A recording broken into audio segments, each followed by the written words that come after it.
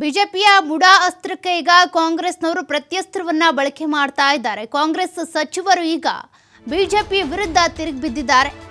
BJP ಬಳಕೆ ಮಾಡ್ತಾ ಇರುವಂತ ಮುಡಾ ಅಸ್ತ್ರಕ್ಕೆ ಕಾಂಗ್ರೆಸ್ ಕೂಡ ಪ್ರತ್ಯಸ್ತ್ರವಾಗಿ ತಿರುಗೇಟು ಕೊಡ್ತಾ ಇದೆ. ಬಿಜೆಪಿ ಕಾಲದಲ್ಲೂ ಕೂಡ ಹಗರಣಗಳನ್ನ ಮಾಡಿದ್ದಾರೆ ಅಂತ ಸಚಿವ ಕೆಜೆ ಜಾರ್ಜ್ ಅವರು ವಾಗ್ದಾಳಿ ನಡೆಸಿದ್ದಾರೆ. ಇನ್ನು ಮುಡಾ ಹಗರಣ ನಡೆದಿರೋದೇ ಬಿಜೆಪಿ ಅಧಿಕಾರದಲ್ಲಿ ಇದ್ದಂತ ಸಂದರ್ಭದಲ್ಲಿ ಬಿಜೆಪಿಯ ಮುಡಾ ಅಸ್ತ್ರಕ್ಕೆ ಸಚಿವ ರಾಮಲಿಂಗಾರೆಡ್ಡಿ ಅವರು ಕೂಡ ತಿರುಗೇಟನ್ನ ಕೊಟ್ಟಿದ್ದಾರೆ. ಪಾದಯಾತ್ರೆ ಮಾಡಿದ ಬಿಜೆಪಿಗೆ ಸಚಿವ ಎಚ್.ಕೆ. ಪಾಟೀಲ್ ಕೂಡ ಪಂಥಾಹ್ವಾನ ಕೊಟ್ಟಿದ್ದಾರೆ.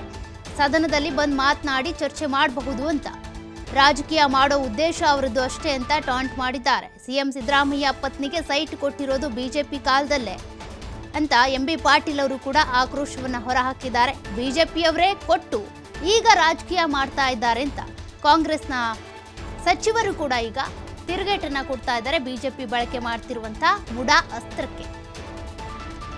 ಮುಡಾದಲ್ಲಿ ಹಗರಣ ನಡೆದ್ರೆ ಈಗಾಗಲೇ ಒಂದು ಕಮಿಷನ್ ಎನ್ಕ್ವೈರಿ ಮಾಡಿದ್ವಿ.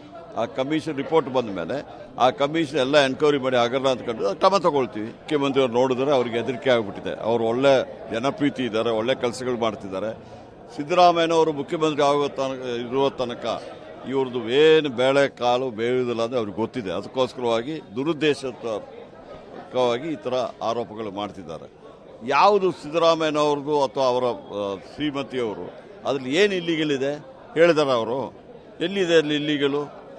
ಸಿದ್ದರಾಮಯ್ಯನವರು ಈಗಾಗಲೇ ಇಂಟರ್ವ್ಯೂಲಿ ಹೇಳಿದ್ದಾರೆ ಎಲ್ಲ ಲೀಗಲ್ ಆಗಿ ಮಾಡಿದ್ದಾರೆ. ಇಲ್ಲಿಗಲ್ ಅಂದ್ಬಿಟ್ಟು ಇವರು ಎಲ್ಲಿ ಯಾವುದು ಇಲ್ಲಿಗಲ್ ಅಂದ್ಬಿಟ್ಟು ಇವತ್ತು ಮೂಡಾ ಇದರಲ್ಲಿ ಯಾವ ರೀತಿ ಅವರ ಧರ್ಮಪತ್ನಿಯವರಿಗೆ ಇವತ್ತು ದಿವಸ ಈ ಭೂಮಿ ಬಂದಿದೆ ಮತ್ತು ಯಾವ ಕಾಲದಲ್ಲಿ ಇದಕ್ಕೆಲ್ಲನೂ ಕೂಡ ಈ ಪರ್ಯಾಯ ಸೈಟ್ ಕೊಡಬೇಕು, ಅದು ಬಿಜೆಪಿ ಕಾಲದಲ್ಲಿ ಆಗಿರುವಂತಹದ್ದು ಮತ್ತು ಅದನ್ನ ಕೊಟ್ಟಿರೋದು ಕೂಡ ಬಿಜೆಪಿ ಕಾಲದಲ್ಲಿ. ಹಾಗೆ ಪ್ರಶ್ನೆ ಮಾಡಿದ್ರೆ ಕೊಡುವಾಗ ಇವ್ರಿಗೆ ಅರ್ಥ ಆಗ್ಬೇಕಾಗಿತ್ತಲ್ಲ ತಪ್ಪುಗಳಾಗಿದ್ರೆ. ಹೀಗಾಗಿ ಮುಖ್ಯಮಂತ್ರಿಗಳು ಸ್ಪಷ್ಟನೆ ಕೊಟ್ಟಿದ್ದಾರೆ.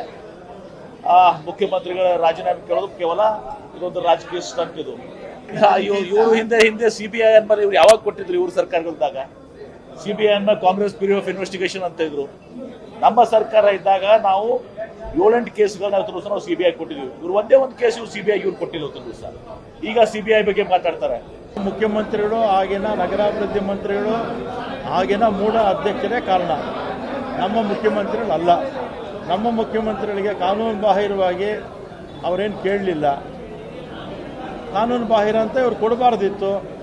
ಆ ಥರ ತಪ್ಪಿದ್ದಿದ್ರೆ ಅವರೇ ತಪ್ಪು ಮಾಡಿ ಮುಖ್ಯಮಂತ್ರಿಗಳ ಮೇಲೆ, ಸಿದ್ದರಾಮಯ್ಯವ್ರ ಮೇಲೆ ತಪ್ಪುರಿಸ್ತಾ ಇರತಕ್ಕಂಥದ್ದು ಇದು ಅವರ ಸಣ್ಣತನ ತೋರಿಸುತ್ತೆ.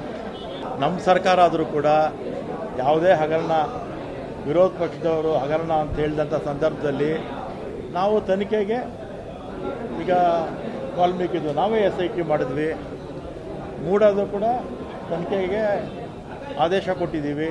BJPಯವರು ಅವ್ರ ಕಾಲದಲ್ಲಿ ಯಾವುದನ್ನು ಮಾಡಿದ್ರು? ನೂರಾರು ಹಗರಣಗಳಿತ್ತು ಅವ್ರದ್ದು.